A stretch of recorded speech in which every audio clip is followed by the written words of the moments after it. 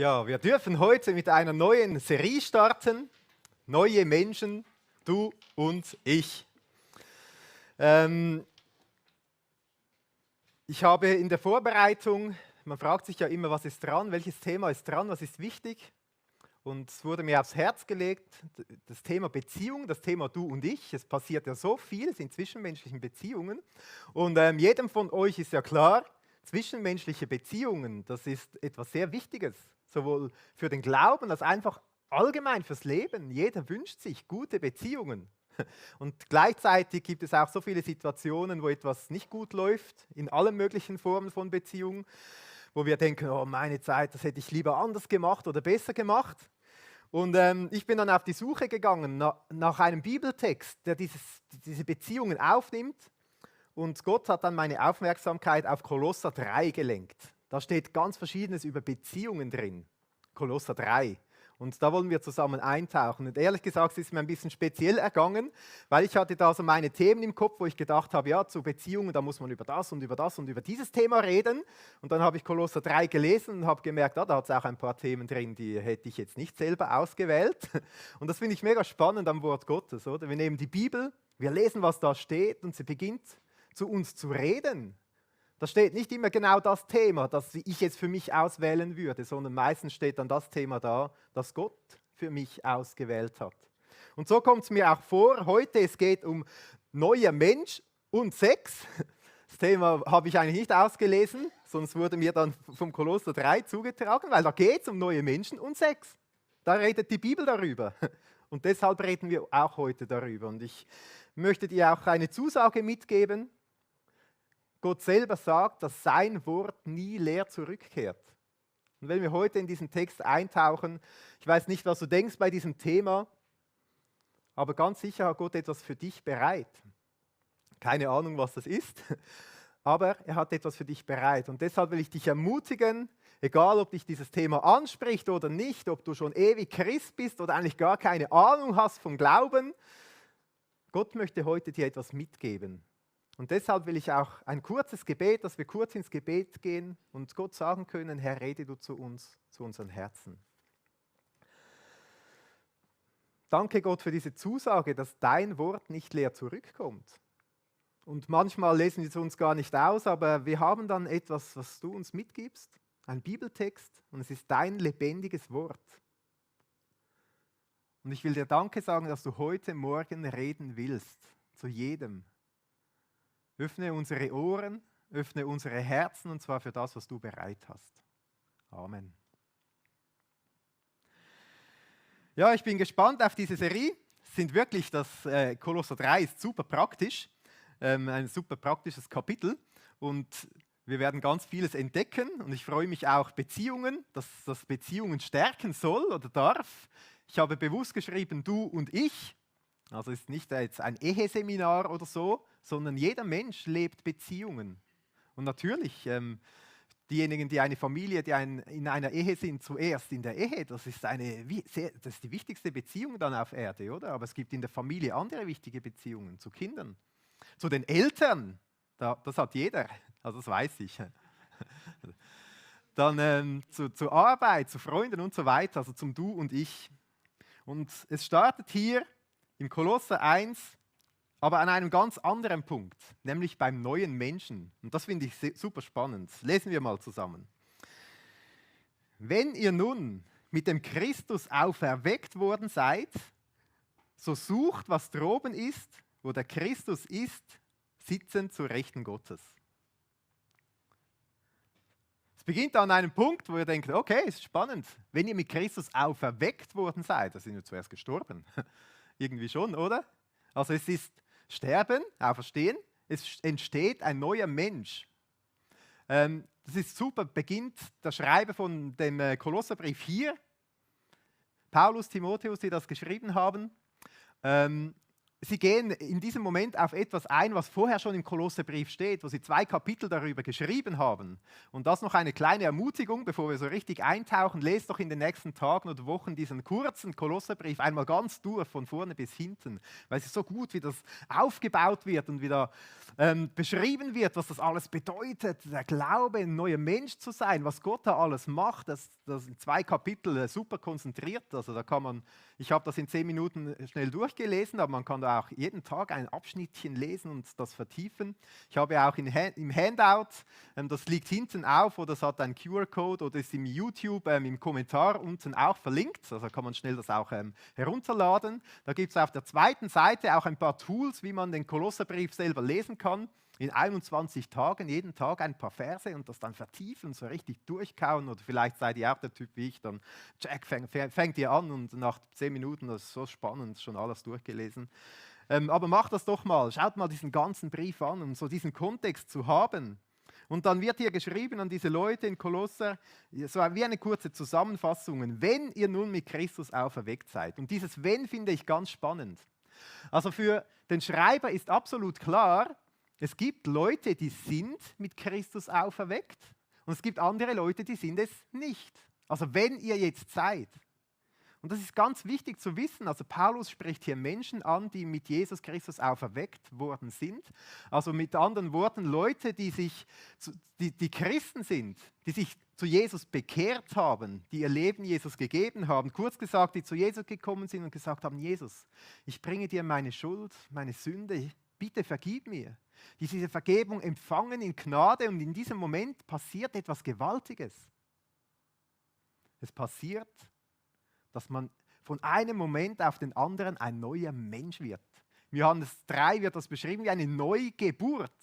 Und es ist wirklich absolut spannend, dass man kommt zu Jesus und mit seinem Irdischen, mit seiner Schuld und Sünde und ist so wie mit hineingenommen in sein Sterben. Und im gleichen Moment macht er mit seiner Gnade alles neu und man ist mit hineingenommen in die Auferstehung und wird zu einem neuen Menschen. Das ist eine Stellung, die jeder Christ hat. Wenn du an Jesus glaubst, bist du ein neuer Mensch. Also wenn das so ist, wenn du jetzt mit Jesus auferstanden, auferweckt worden bist, dann ist man ein neuer Mensch. Also dieses Auferwecktsein, oder? Da ist wirklich etwas Neues da. Manchmal merkt man das ja gar nicht. Äußerlich ändert sich da manchmal gar nichts. Also der Körper schaut dann immer noch genau gleich aus. Es ist manchmal wie unsichtbar, aber es ist etwas völlig Neues passiert. Und dann, sagt der Schreiber, dann sucht. Dann sucht nach dem, was da oben ist. Das ist eine gute Reihenfolge, oder? Zuerst darf man einfach zu Jesus kommen und ein neuer Mensch werden. Und dann darf man beginnen zu suchen nach dem, was von Jesus her ist, was von oben her ist. Ist ganz spannend, dieses kleine Wort suchen, was hier steht, so sucht, ist eine Zeitform. Wir begegnen in diesem Text 2 wichtigen Zeitformen im Altgriechischen, wo dieser Text steht. Und dieses Verb suchen steht in einer Zeitform, die heißt Durativ. Das ist eine Zeitform, die beschreibt etwas Andauerndes, etwas, das immer weitergeht, das nicht einfach aufhört, etwas Stetiges. Also man wird ermutigt, stetig immer wieder zu suchen. Wenn du an Jesus glaubst, dann darfst du wissen, es ist ein Prozess, an dem wir dranbleiben können, ein Wachstumsprozess. Ich habe mit meinen Kindern manchmal so lustige Erlebnisse. Da kommt meine Tochter und ich sage, zieh jetzt deine Socken an. Und 5 Minuten später sitzt sie immer noch hier und barfuß. Und dann sage ich, ja, wieso hast du nicht die Socken angezogen? Ja, ich habe sie nicht gefunden. Ja, hast du gesucht? Ja, ich habe gesucht. Hast du schon geschaut dort beim Stuhl? Nein. Hast du schon geschaut hinter dem Vorhang? Nein. Hast du schon geschaut beim Kasten? Nein. Und dann sage ich, was, gesucht? Keine Ahnung. Also komm, wir gehen und dann sind sie beim Stuhl oder so. Vielleicht kennst du auch solche Geschichten. Suchen ist eigentlich etwas sehr Aktives, etwas sehr Intensives. Man hat ein Ziel vor Augen und dann strebt man danach. Dann steht man auf und geht dahin, um das zu finden. Und genau so ist dieses Suchen gemeint. Es ist etwas ganz Praktisches. Es gibt manchmal Christen, die denken, ja, wenn ich Christ bin, dann gehe ich am Sonntagmorgen zum Gottesdienst. Ist cool. Oder schaue Livestream, ist auch cool. Dann hat 20, 30 Minuten Predigt und das reicht dann für die ganze Woche. So hast wie aus zweiter Hand etwas gehört. Aber was hier mit Suchen gemeint ist, ist im Alltag, In jedem Moment, am Montag, Dienstag, Mittwoch, Donnerstag, das suchen, was oben ist. So eine persönliche Beziehung zu Gott. Also ich will euch ermutigen, nicht so einen Secondhand-Glauben zu haben, nur von dem, was andere Leute sagen. Und dann im Vers 2, sinnt auf das, was droben ist, nicht auf das, was auf Erden ist. Also dieses Suchen wird hier noch vertieft. Sinnen und Trachten, das ist wieder die gleiche Zeitform übrigens, dieses stetige Dranbleiben. Das zielt jetzt noch mehr darauf, auch wirklich das in unser Herz hineinzulassen, danach zu sinnen, in die Sinne aufzunehmen. Nicht das Irdische. Es wird spannend, es gibt das Irdisches, wo wir uns prägen, unsere Sinne ansprechen lassen können. Und es gibt auch etwas von oben, von Jesus, etwas Himmlisches. Das Reich von Gott, wo wir uns prägen lassen können und verändern lassen können. Also die Frage ist nicht, wenn wir dieses Sinnen und dieses Trachten und dieses Suchen sehen, die Frage ist nicht, ob du ein neuer Mensch bist. Wenn du in Jesus glaubst, hast du diese Stellung, du bist ein neuer Mensch. Die Frage ist auch nicht, ob du das Ziel schon erreicht hast. Ich glaube, auf dieser Erde wird kein Mensch dieses Ziel jemals vollständig erreichen und alles finden und nach all dem sinnen, was von oben ist. Sondern die Frage ist, oder das Wichtige ist, dass wir auf diesem Weg vorwärts kommen. Dass wir dran sind, dass wir suchen und uns ausstrecken und immer wieder neu mehr lernen dürfen. Jesus selber hat ja gesagt, das, was droben ist auch so ein spannender Begriff. Was ist denn das? Jesus hat gesagt, die Welt, das Irdische, das trachtet, also in Matthäus 6 können wir das lesen, wie das Jesus erzählt hat. Die Menschen trachten nach der Nahrung, was sie anziehen sollen, nach dem Wohnen. Und dann sagt Jesus, aber ihr trachtet doch zuerst nach dem Reich Gottes und seiner Gerechtigkeit. Und alles andere wird euch dann schon zufallen. Müsst euch da keine Sorgen machen. Also mit anderen Worten, als Christen sind wir zwar mit den Füßen in dieser Welt, aber mit dem Kopf sind wir eigentlich im Himmel bei Jesus. Und das wird jetzt hier weiter aufgeführt, Vers 3. Denn ihr seid gestorben und euer Leben ist verborgen mit dem Christus in Gott. Wenn der Christus euer Leben offenbart werden wird, dann werdet auch ihr mit ihm offenbart werden in Herrlichkeit. Also äußerlich ist das wie nicht sichtbar, dieser neue Mensch. Ist wie verborgen in der Welt, aber ist bei Gott festgemacht und es ist eine geistliche Realität. Und wir dürfen uns auch freuen, wenn das einmal offenbart werden wird. Es wird einmal sichtbar werden, wenn Jesus wiederkommt. Ich finde, das ist eigentlich recht eine spannende Angelegenheit mit diesem neuen Menschen. Ich habe einen coolen Erklärfilm gesehen zu diesen Einstieg in Kolosser Kapitel 3 von Crosspaint und das habe ich mitgebracht für euch. Um das Kapitel 3 zu verstehen, musst du diesen Satz verstehen. Euer Leben ist verborgen mit dem Christus in Gott. Wie das geht, sagen uns die Verse davor. Sterben mit Christus und auferweckt werden mit Christus. Das bedeutet, dass unsere wahre Identität, unser Ich, gar nicht mehr hier auf der Erde ist. Das ist schwierig zu glauben, weil wir körperlich ja noch auf dieser Erde sind. Aber geistlich sind wir schon im Himmel. Stell dir vor, du hast einen Freund und der heiratet in ein paar Tagen. Und der schaut so leicht verstrahlt durch die Gegend. Dann denkst du, der ist in seinem Kopf schon im Hochzeitsurlaub. Wir sollten in aller Ehrfurcht gesagt im Geiste auch schon im Hochzeitsurlaub sein. Bei unserem Bräutigam im Himmel. Da, wo du eigentlich hingehörst. Und das will der Vers sagen, sinnt auf das, was droben ist. Wenn du mit deinem Geist schon im Himmel bist, dann wird die Seele und der Körper auch himmlisch leben. Nicht nur leicht verstrahlt, sondern voller Energie.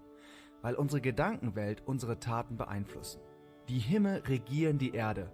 Es ist einfach genial, wie diese Verse das zeigen. Und die nächsten Verse gehen dann genauso weiter. Zuerst, was geistlich passiert und dann, wie wir das praktisch umsetzen sollen. Wir sind geistlich gestorben und deswegen sollen wir praktisch unsere Glieder töten. Wir sind in den Himmel auferweckt, deswegen sollen wir über das, was oben ist, nachdenken. Und wir haben geistlich den alten Menschen ausgezogen und deswegen sollen wir praktisch schlechte Taten ablegen. Und viertens haben wir geistlich den neuen Menschen angezogen und deswegen sollen wir praktisch seine Qualitäten anziehen und zeigen. Krass, oder? Werde praktisch, was du geistlich schon bist. Himmlische Realitäten bestimmen irdisches Verhalten.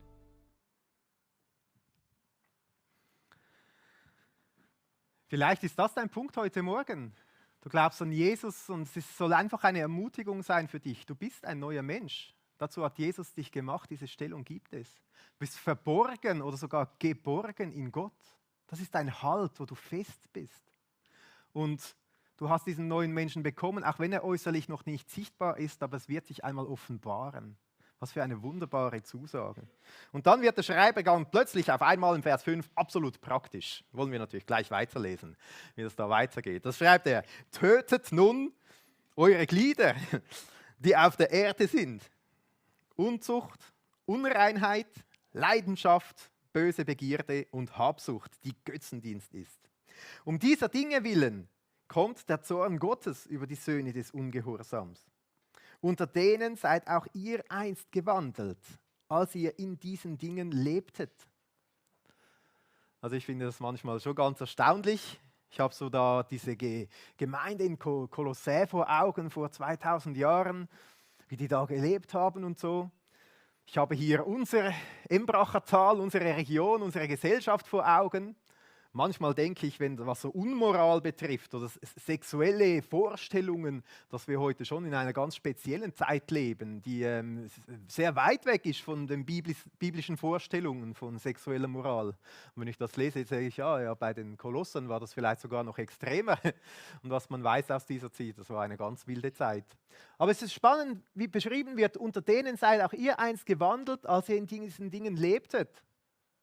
Also für Menschen, die in der Zeit leben, in der sie sind, das ist normal, dass man von der Zeit geprägt wird, in der man lebt. Von der irdischen Umwelt, von der Gesellschaft. Also man wird geprägt von verschiedenen Seiten her, man denkt mit, man denkt die gleichen Sachen. So ein Denken, das geprägt wird von der Gesellschaft, auch heute.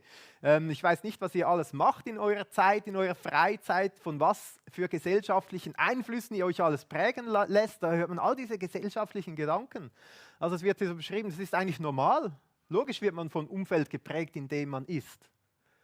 Und gleichzeitig ermutigt uns jetzt die Bibel, dass wir nicht uns von dem Irdischen prägen lassen, sondern von dem Himmlischen, von dem, was oben ist.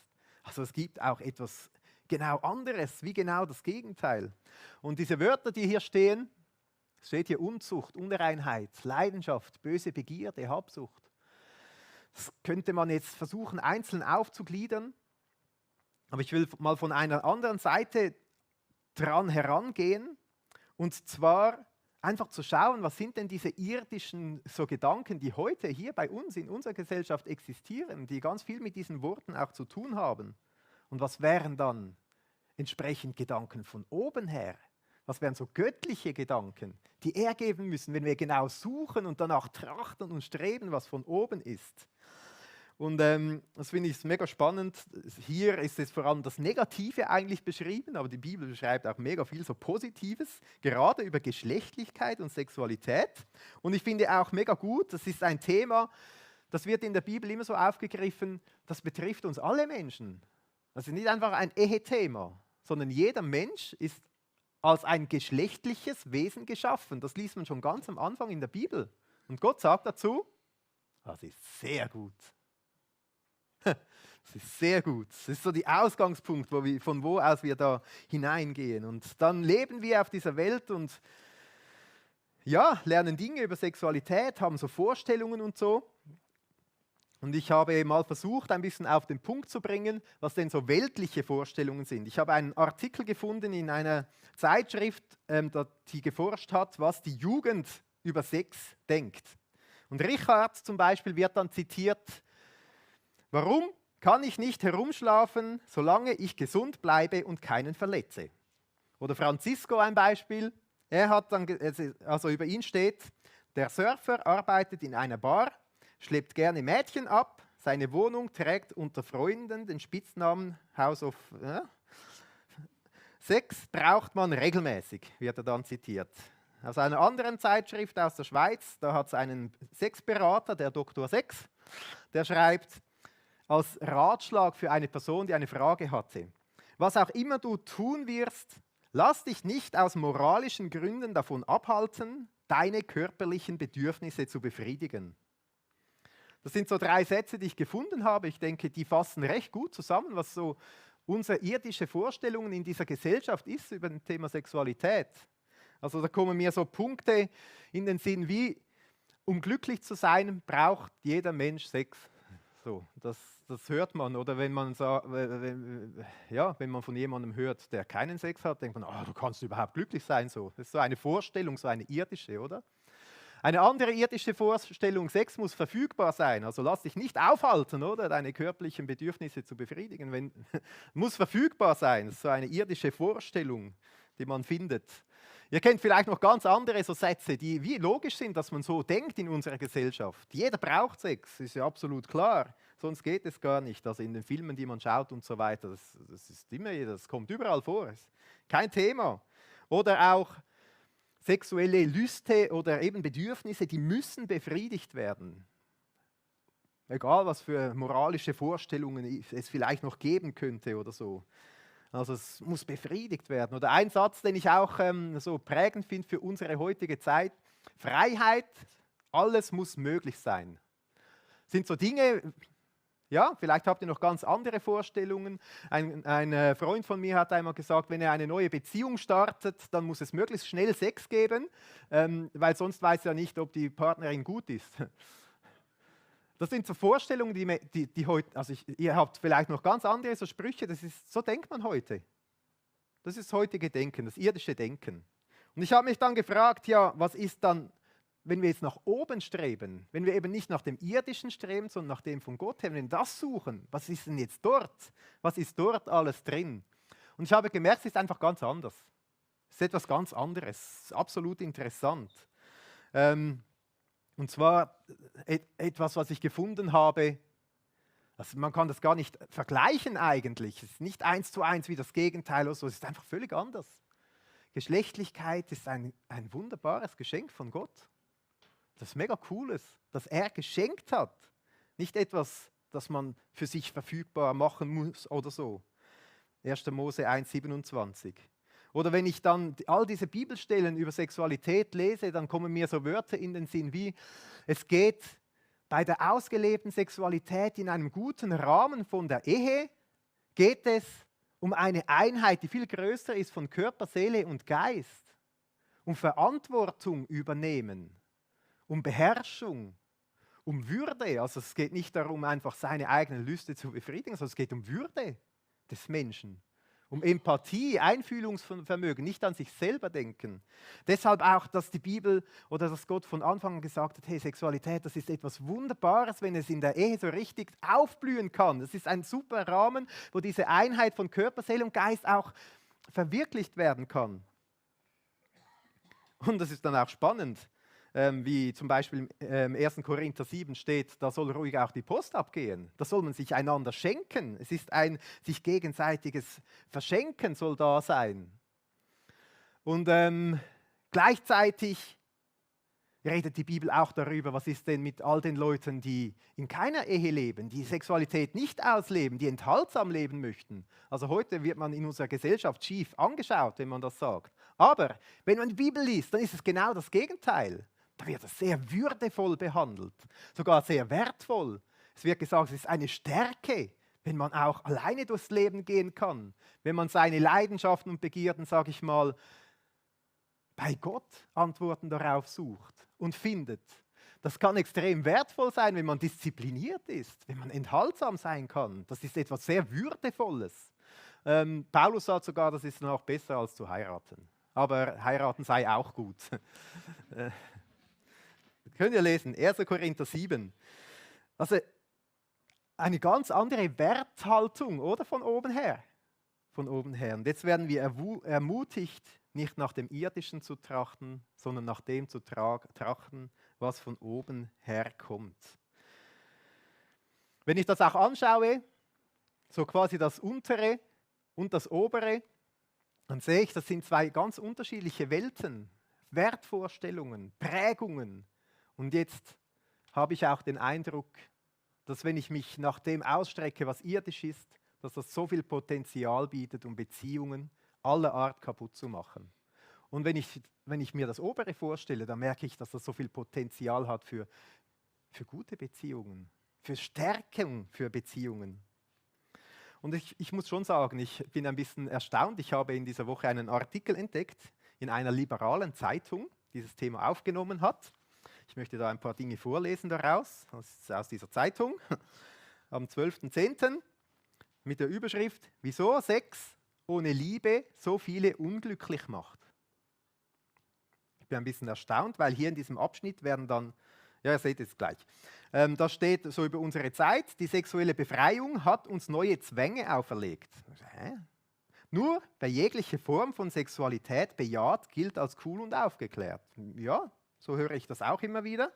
Dann wird hier beschrieben, was diese Art von Wertehaltung ist, mit einem Begriff Sex Positivity. Das ist in progressiven Kreisen geläufiges Wort, meint die Aufgeschlossenheit gegenüber jeglicher sexueller Lust. Alles ist gut, was es zur Erfüllung braucht, für was nichts muss man sich schämen. Für fast nichts muss man sich schämen.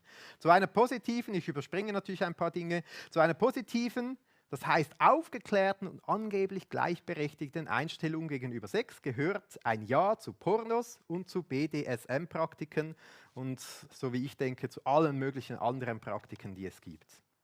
Auch gehört dazu ein Ja zur Prostitution, die man ja jetzt Sexarbeit nennt. Also so wird unsere Gesellschaft heute zusammengefasst in diesem Artikel.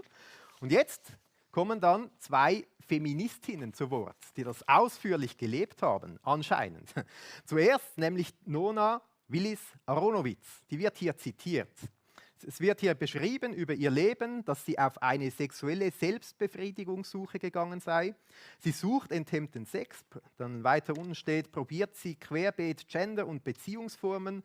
Sie hat Affären mit Frauen, schaut sich Pornos mit allen möglichen sexuellen Orientierungen und Identitäten an. Sie lässt sich auf ein paar Dreier ein. Doch, so schreibt sie, all das machte mich kein bisschen querer. Dann habe ich weitergelesen, da habe ich immer mehr gestaunt. Da steht plötzlich, so muss auch diese Nona Willis-Aronowitz damit fertig werden, dass die freie Liebe sie nicht freier macht. Und dann steht, heimlich wünschte ich mir Monogamie, schreibt sie. Da habe ich gedacht, okay, interessant. Also da ist eine Person, die probiert alles aus, die lebt diese Freiheiten, diese irdischen Sachen und merkt plötzlich, eigentlich in mir drin ist etwas anderes angelegt. Und anscheinend sagt sie dann, es ist eine Absage an eine unrealistische, wiederum einengende Ideologie. Dann wird diese Frau wieder zitiert, es fühlt sich großartig an, sich auf jemanden einzulassen, statt mit Gelegenheitssex die Lust zu diversifizieren. Da kommt die zweite Feministin, die hier erwähnt wird, die britische Feministin Louise Perry, empfiehlt am Schluss ihres Buchs sogar die Ehe. Zum liberalen Feminismus sagt sie, es schade massiv. Und dann ist noch weiter gestanden, Louise Perry wehrt sich dagegen, dass die Sexualität zur reinen Triebbefriedigung abgewertet wird. Feministin rät, heiratet. Frauen wie Männer, die in der Ehe aufgehoben seien, der Zweierbund als Schutz gegen die lieblose Aufreißkultur und dann kein System habe sich besser bewährt.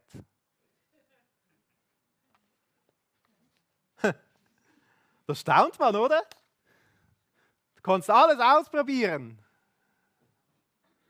Am Schluss merkst du, eigentlich ist in dir etwas angelegt, das Gott schon lange gesagt hat. Es gibt einen Ort, wo das perfekt aufgehoben ist. Sexualität, wo sie raufblühen kann. Und es gibt einen Ort, der vieles kaputt macht. Und offensichtlich kommt man irgendwann auch darauf, wenn man das alles so ausprobiert. Zum Schluss ein paar ganz praktische Tipps aus diesem Bibelabschnitt.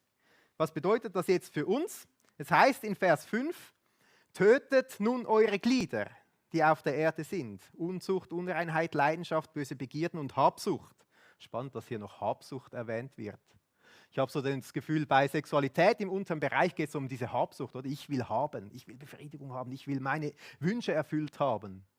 Aber Habsucht ist hier noch größer gemeint. Auch so alles, was mit, ich will immer mehr haben. Das wäre ein Thema für sich. Auch hier wäre spannend zu schauen, was ist denn so ein weltliches Wertesystem, was ist ein himmlisches Wertesystem. Könnt ihr mal selber ein bisschen weiterdenken. Aber was wir jetzt damit machen sollen, ist diese Strategie, tötet. Tötet. Ich finde das super. Die Bibel ist hier so richtig direkt, unverblümt und eindeutig. Und ich habe gesagt, Zeitformen, hier ist eine andere Zeitform im Altgriechischen gebraucht, Aorist heißt diese, die beschreibt eine Handlung, die ist fertig und abgeschlossen, hat aber Auswirkungen auf die Gegenwart. Also wenn die Bibel hier schreibt, mit diesen Dingen geht um so in einer Art und Weise von töten, dann ist nicht gemeint, ja, dulden, damit umgehen lernen oder so, sondern es ist gemeint, wirklich Stopp sagen, Nein sagen und sich bewusst distanzieren. Das ist gemeint mit töten. Sehr radikal. Jesus selber hatte davon gesprochen, sich das Auge, die Hand auszureißen und so weiter. Oder das heißt im 1. Korinther, flieht der Unzucht, also fliehen, weggehen. Wie dieses Töten ganz praktisch ausschauen kann. Ich habe nicht so einen grünen Daumen. Wenn man einer Pflanze kein Wasser, keine Nahrung gibt, dann stirbt sie ab. Und so kann das ganz praktisch funktionieren. Etwas nicht nähren, dann stirbt es ab. Oder umgekehrt, wenn man etwas ausgiebig nährt, dann blüht es so richtig auf. Aber hier ist gemeint, also ein Beispiel, wenn ich jeden Tag ein halbes Kilo Zucker in mich hereinfüttere, dann muss ich nicht erstaunen, wenn mein Körper noch mehr danach fragt, oder? Noch mehr genährt werden will. Und wenn ich dann Stopp sage und aufhöre, dann schreit mein irdischer Leib noch mehr, komm, Zucker, Zucker, Zucker. Und erst nach einer gewissen Zeit gewöhnt sich mein Körper auch um. Oder? So verstehe ich das Abtöten. Nach einer Zeit erlischt dieser Hunger. Das Töten tut manchmal weh, weil man schneidet etwas ab, und es tut manchmal auch weh, weil wir merken, dass wir versuchliche Wesen sind. Das können jetzt wohl alle Generationen bestätigen. Wir werden auch als Christen immer wieder versucht und können bewusst sagen, gut, ich töte hier etwas ab. Ich sage Stopp und ich entscheide mich konsequent dagegen und ich suche dafür dann das, was oben ist. Also mit anderen Worten, der Tipp aus diesem Abschnitt ist, spiele nicht mit diesen irdischen Dingen, sondern entscheide dich dagegen, töte es. Und stattdessen suche und strebe danach, was oben ist. Das können jetzt ganz unterschiedliche Dinge sein. Normalerweise ist es so, dass der Heilige Geist wirkt und anklopft in unserem Herzen und den Finger auf etwas legt, wo wir merken, hey, da ist jetzt bei mir dran, einen Stopp zu sagen. Sagen, in diesem Punkt will ich etwas abtöten. Mit der Kraft des Heiligen Geistes. Und dann mich ausstrecken nach dem, was oben ist. Was Jesus für mich bereithält. Nicht einfach leer lassen, sondern bewusst auch danach suchen und danach streben. Das ist der Einstieg in dieses Thema, neuer Mensch und Sex. Ja, einfach die Frage an dich heute, was ist für dich dran? Dieses Thema neuer Mensch, diese Stellung, die wir haben, wenn wir an Jesus glauben, die uns niemand mehr wegnehmen kann, die verborgen ist. Einfach eine Ermutigung, du bist dort geborgen bei Jesus Christus. Oder vielleicht möchte dir heute Gott auch bewusst den Finger irgendwo draufheben mit diesem ganzen Thema Sexualität. Oder auch Habsucht war ja ein Thema. Vielleicht auch etwas ganz anderes. Der Heilige Geist weiß, was heute dran ist. Ich will dich ermutigen, stark zu sein, zu sagen, ich mache keine halbe Sachen, sondern ich mache ganze Sachen. Es gibt nachher auch die Möglichkeit, bei den nächsten 2 Liedern Ministry Time in Anspruch zu nehmen, zu jemandem zu gehen, sind 2 Leute dann bereit, auch zusammen zu beten. Du kannst dorthin gehen und sagen, einfach dein Anliegen, das du hast, aber du kannst auch sagen, ich will heute etwas töten, ich will das bekennen, beten wir doch zusammen, dass das wie abgetötet sein darf mit der Kraft von Gott. Also du darfst dorthin gehen und dieses Gebet in Anspruch nehmen. Es gibt eine Gesprächsbox, ist auch verlinkt unten im YouTube-Livestream. Wir haben ein Seelsorgeangebot, du darfst mit deinen Freunden darüber reden oder einfach vor Gott auch kommen und Dinge festmachen, das festmachen, was er dir heute aufs Herz gelegt hat. Ich möchte euch vorlesen, Epheser 4, 22 bis 24, einfach auch um darüber nachzudenken. Legt von euch ab den alten Menschen mit seinem früheren Wandel, der sich durch trügerische Begierden zugrunde richtet. Erneuert euch aber in eurem Geist und Sinn und zieht den neuen Menschen an, der nach Gott geschaffen ist, in wahrer Gerechtigkeit und Heiligkeit. Lass uns beten.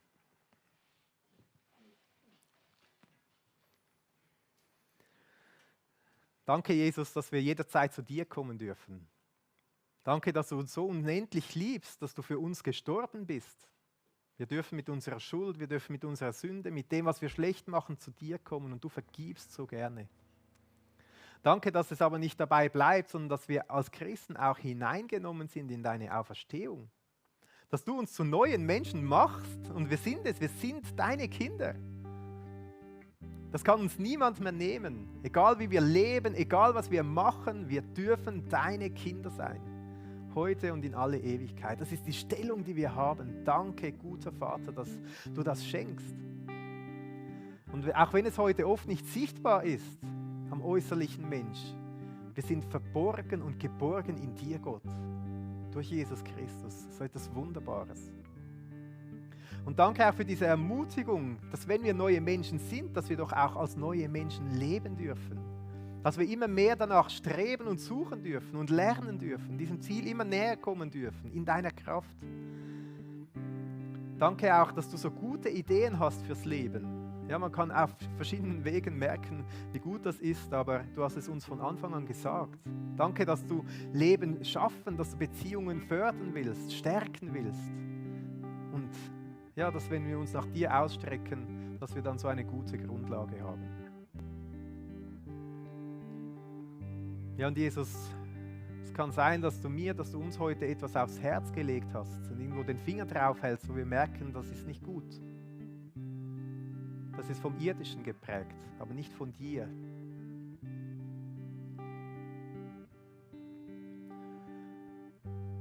Und ich will dich bitten, Jesus Christus, dass du uns die Kraft schenkst, das abzutöten.